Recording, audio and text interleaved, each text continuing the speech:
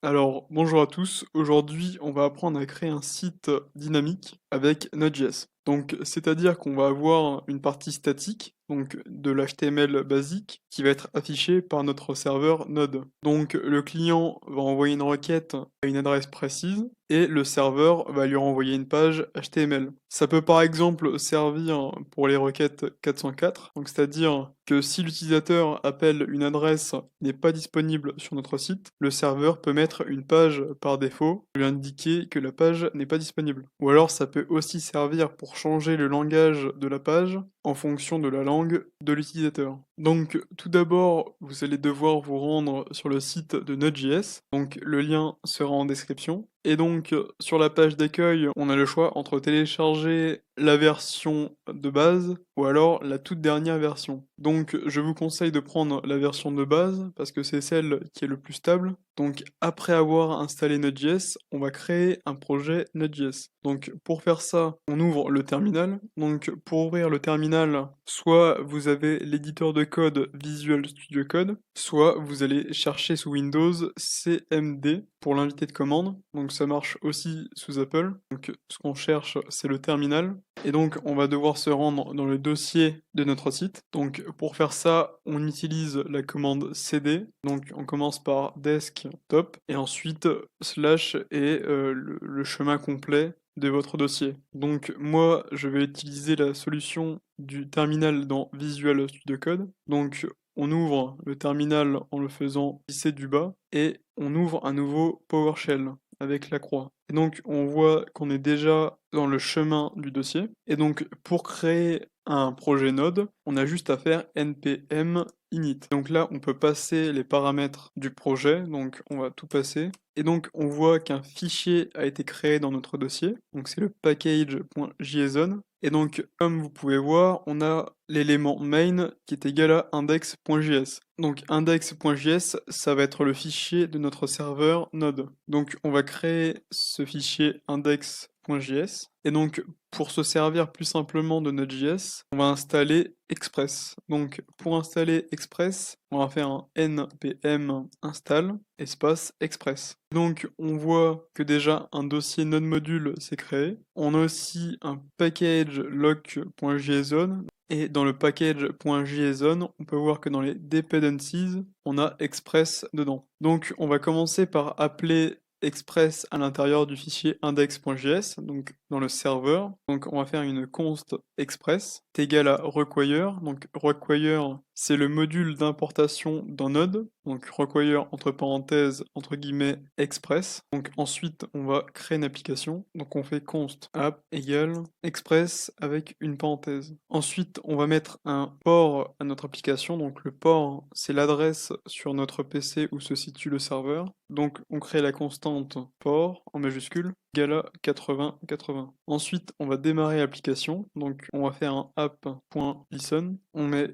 les parenthèses. Dans les parenthèses, on va mettre le port, virgule, et une fonction callback. Donc la fonction callback, c'est la fonction qui s'exécute lorsque la ligne est exécutée. Donc dès que l'application démarre, on va avoir notre fonction callback qui va s'exécuter. Donc on va faire une fonction fléchée. Donc pour faire une fonction fléchée, on met des parenthèses, espace, égale flèche qui part vers la droite et des accolades. Ensuite, on va mettre un console.log et on va mettre le serveur est lancé. Ensuite, on va démarrer l'application. Donc, pour faire ça, on retourne dans le terminal et dans notre dossier, on va faire un node et le nom du fichier qui nous sert de serveur. Donc là, c'est index.js, mais vu que c'est un fichier JS, on n'a pas besoin de mettre .js parce qu'avec Node, le fichier par défaut c'est JS. Donc on a juste besoin de mettre index. Mais on peut aussi mettre index.js. Donc là, on a une erreur parce que on n'a pas mis un console.log, on a mis un console tout court. Donc on va remplacer le console par console.log. Et si on réessaye, donc par exemple, on va essayer de mettre index.js pour essayer les deux. Ça nous marque le serveur est lancé. Donc vous avez vu que quand on fait une modification, on a besoin de relancer le serveur. Donc il existe un module qui permet de le faire automatiquement. Donc on va l'installer. Donc tout d'abord, on va quitter le serveur. Donc pour ça, on fait CTRL-C dans le terminal. Donc là, le serveur est arrêté. Et donc on va installer le module Nodemon. Et donc vu qu'on ne veut pas avoir Nodemon sur notre site, mais juste pour nous en développement, on va faire un npm install-d majuscule pour développement. Ensuite, on met Nodemon. Et donc, une fois installé, pour lancer le serveur, on n'a plus qu'à faire node-daemon et index. Et donc là, le serveur est lancé. Donc par exemple, on va mettre sur le port et on va ajouter le port derrière. On sauvegarde. Et donc, la mise à jour se fait automatiquement. Et donc, on voit bien, il nous affiche le port en plus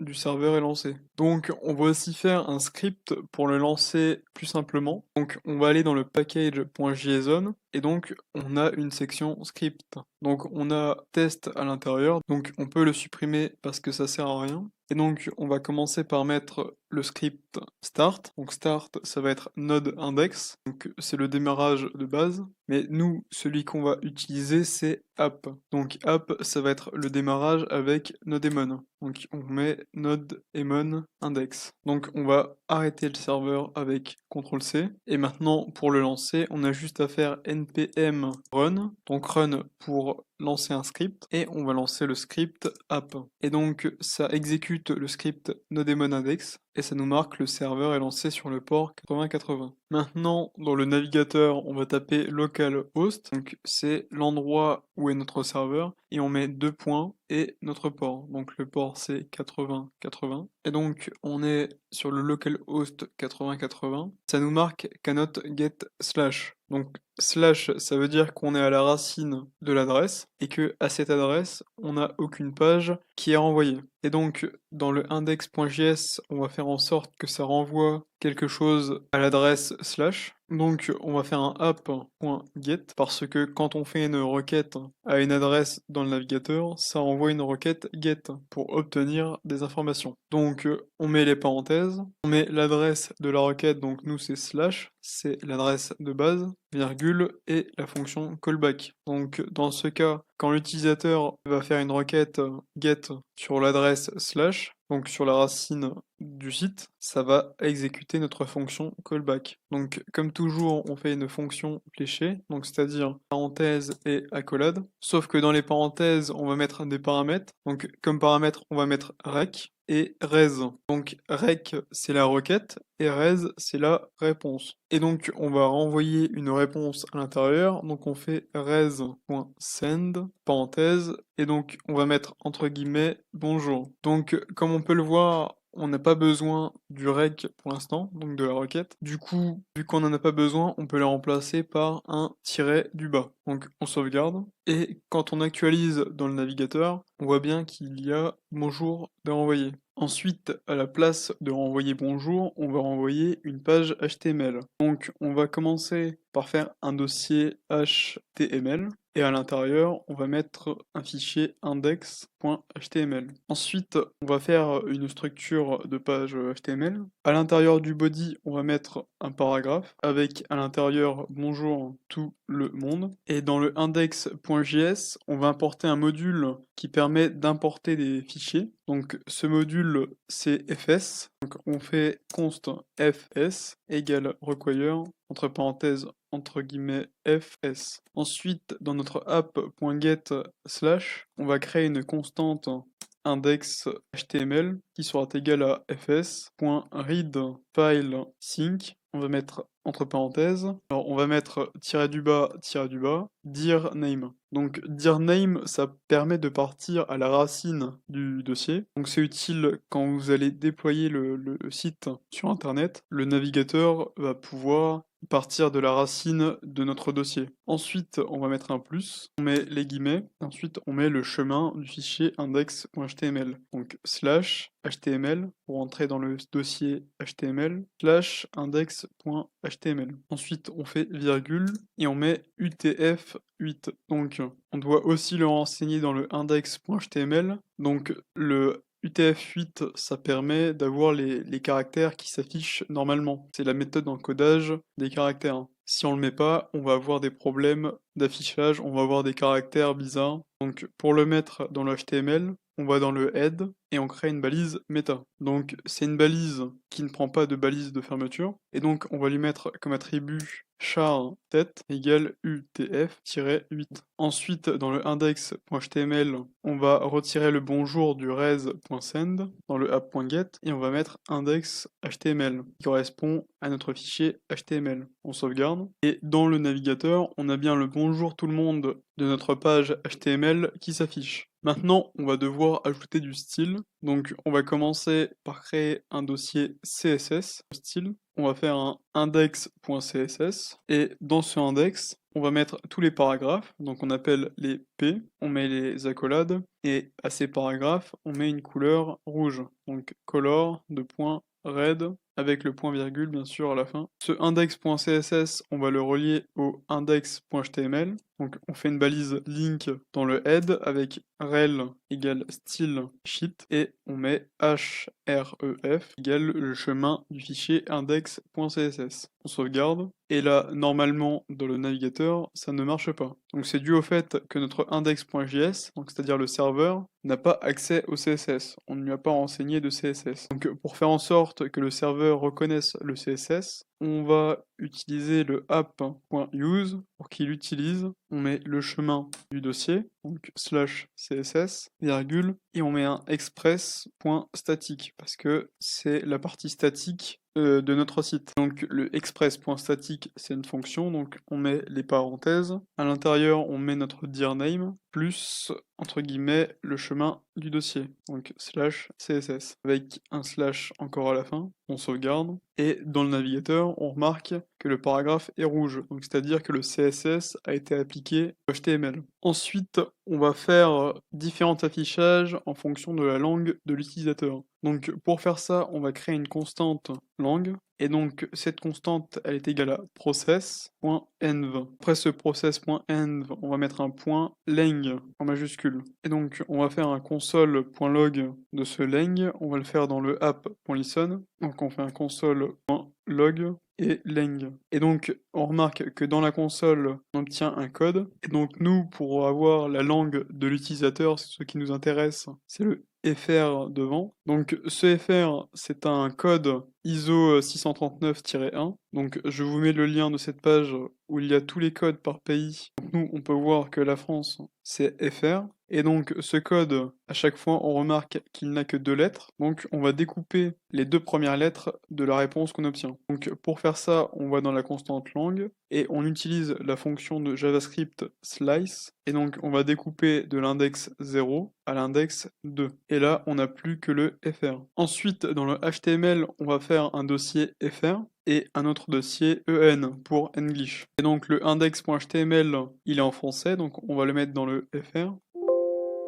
Et on va créer un autre index.html dans le EN. On va retourner dans le index.html du FR. Donc on va copier tout ce qu'on a mis dans le index.html du FR et on va le mettre dans le English. À la place, on va mettre hello everybody. Et donc on va retourner dans le index.js. On va retirer le console.log lang dans le app.listen. On va aller dans le app.get slash et on va faire un switch. Donc switch, c'est comme les if mais en plus beau. Donc c'est-à-dire on va avoir un paramètre qui va être la langue. On va avoir le cas fr et dans le cas fr, on va avoir notre index HTML qui va être égal à la page en français. Donc bien sûr, on va devoir changer le chemin du fichier. Donc là, on part du HTML, on va dans le fr et on choisit index.html. On va faire un k n pour English, 2 points. On recopie le index HTML et on met en. Donc bien sûr, à la fin du case,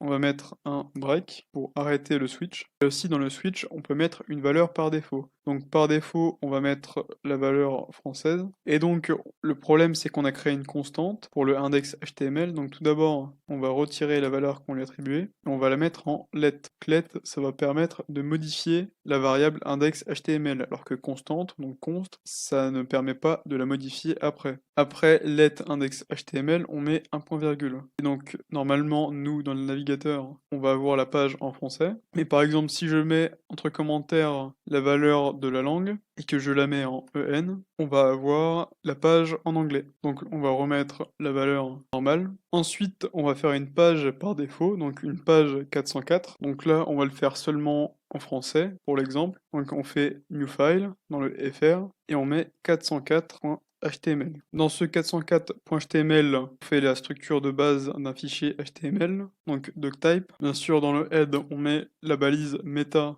avec pour attribut char7 égale UTF-8. Et dans le body, on va mettre un paragraphe avec à l'intérieur page non trouvé. Ensuite, on va faire un nouveau app.get, on met les parenthèses, mais cette fois-ci, on va pas mettre l'adresse slash, mais on va mettre l'adresse slash croix. Donc slash croix, donc c'est slash all, donc c'est toutes les pages à partir de la racine du fichier. Donc ça va concerner toutes les pages de notre site. Et donc, très important, on doit le placer après tous nos get, donc à la toute fin. Sinon, ça va prendre en priorité cette requête, get, avant toutes les autres. Donc ça va mettre page non trouvée pour toutes les adresses. Alors que si on le met à la fin, ça va prendre en priorité celle-là. Donc ça va vérifier si l'adresse est slash. Et si l'adresse n'est pas slash, ça va prendre cette requête. Donc à cette requête get, on va lui mettre un callback. Dans ce callback, on va mettre un tiré du bas parce qu'on n'a pas besoin de la requête. Et un res pour la réponse. On met une flèche parce que c'est une fonction fléchée. Et on va créer une constante